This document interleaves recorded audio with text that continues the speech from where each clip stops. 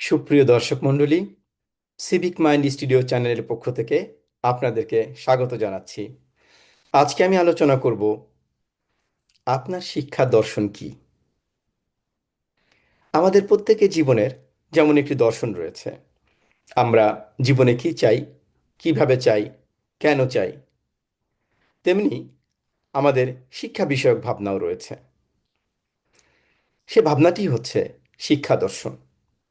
শিক্ষা দর্শন যে শুধুমাত্র দার্শনিকদের বিষয় তা নয়, আমাদের প্রত্যেকের মধ্যেই ভাবনা রয়েছে শিক্ষা কি, শিক্ষার উদ্দেশ্যই বা কি, কিভাবে আমরা শিক্ষা গ্রহণ করতে চাই বা বিতরণ করতে চাই, এবং শিক্ষকের কাছ থেকে আমরা কি ভূমিকা আশা করি, ছাত্রছাত্রীদের কাছ থেকেই আমরা কি ধরনের আচার আচরণ প্রত্যাশা করি।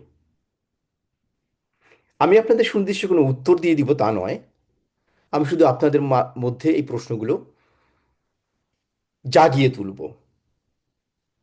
আমরা জানি যে শিক্ষা দর্শন আসলে আলোচনা করে এই শিক্ষার বিভিন্ন বিষয়গুলোই। তা আমরা আমাদের নিজের শিক্ষা দর্শন কি সেটা একটু বোঝার চেষ্টা করব। যেমন আমি যদি প্রথমেই প্রশ্ন করি, শিক্ষা কি?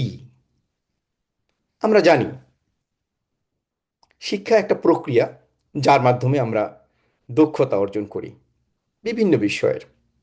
আমরা শিখি কিভাবে ব্যবসা পরিচালনা করতে হয়, আমরা শিখি কোনো কিছু কিভাবে বানাতে হয়, আমরা শিখি কিভাবে নির্মাণ করতে হয়, উৎপাদন করতে হয়, তৈরি করতে হয়, যোগাযোগ করতে হয়। আমরা এও শিখি প্রচলিত সমাজের আইন কানুন কি, রীতিনীতি, প্রচলিত বিশ্বাস কি, এবং সেই সমাজের প্রচলিত সংস্কৃতি কি। আমরা প্রশ্ন করতে চাই, আমরা কি শিক্ষা গ্রহণ করতে চাই? আমরা কি শুধু জীবিকা নির্বাহের জন্য যে প্রয়োজনীয় দক্ষতা, সে দক্ষতা অর্জন করতে চাই, নাকি আমরা আমাদের চরিত্র গঠনের যে উপাদানগুলো, সেই উপাদানগুলো শিখতে চাই? আপনারা ইতিমধ্যে বুঝে গেছেন আমি যে শিক্ষার উপর আলোকপাত করছি সেটা মূলত আনুষ্ঠানিক শিক্ষা, স্কুল ভিত্তিক যে শিক্ষা, অর্থাৎ স্কুল, কলেজ, বিশ্ববিদ্যালয়। স্কুল ভিত্তিক শিক্ষার বাইরে আমাদের নানান মাধ্যম রয়েছে, অনানুষ্ঠানিক যে মাধ্যম, প্রচার মাধ্যম বা স্থানীয় বিভিন্ন যে প্রতিষ্ঠান, সেগুলো রয়েছে। কিন্তু আমি শুধুমাত্র যদি আনুষ্ঠানিক যে শিক্ষা, সেই শিক্ষার দিকে দৃষ্টি রাখি, তাহলে সেখান থেকে আমরা আসলে কি শিখতে চাই?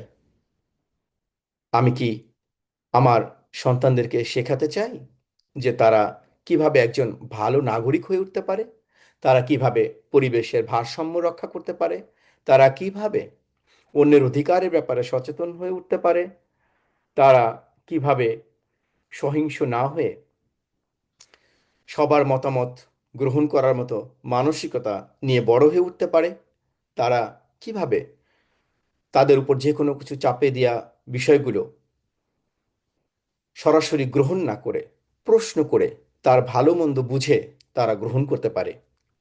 আমি কি এমন শিক্ষায় শিক্ষিত করতে চাই আমার সন্তানদেরকে, নাকি আমি তাদেরকে শেখাতে চাই কিভাবে তারা ইহজগতের বাইরে গিয়ে পরজগৎকে কিভাবে তারা আঁকড়ে ধরতে পারে সে বিষয়ক ধারণা দিতে চাই, নাকি আমি তাদেরকে শেখাতে চাই কিভাবে তারা এই সংস্কৃতির ধারাবাহিকতা রক্ষা করতে পারে। আমি মাঝে মধ্যে এই প্রশ্নগুলো করি আমাকে। আপনি কি করেন? আমি এই প্রশ্নগুলোও করি। একটা শ্রেণীকক্ষে শিক্ষকের কি ভূমিকা হতে পারে?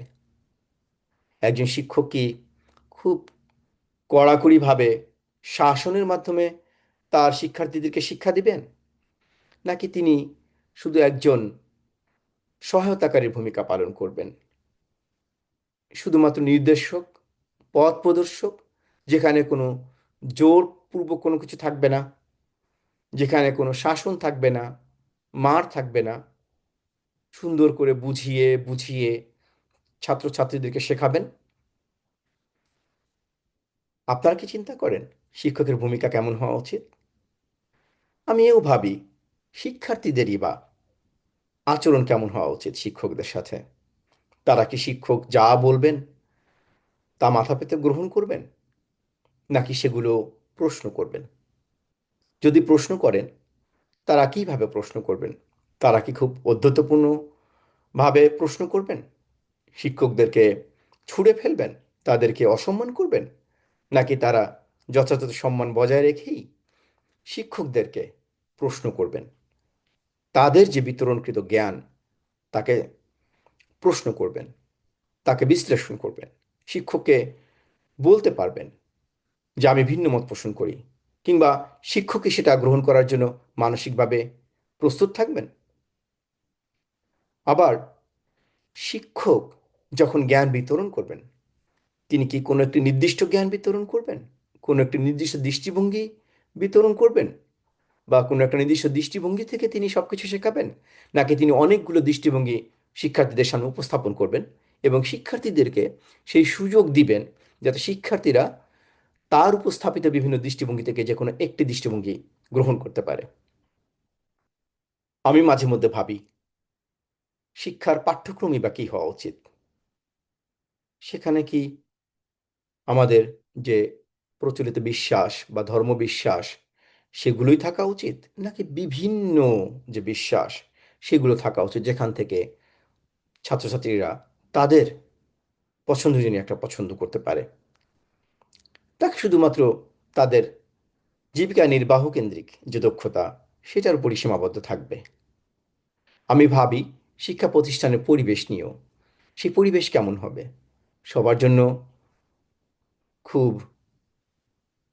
সহনশীল হবে? সবাই সেখানে আনন্দের সাথে থাকবে, নাকি সেটা কারো কারো জন্য খুবই অসহনীয় একটা পরিবেশ হয়ে থাকবে, যেখানে তার জন্য যেই সুযোগ সুবিধা থাকার কথা সেগুলো থাকবে না, কিংবা সে সেখানে নানান রকমের প্রতিহিংসার শিকার হবে, নাকি একটা সুন্দর পরিবেশে থাকবে?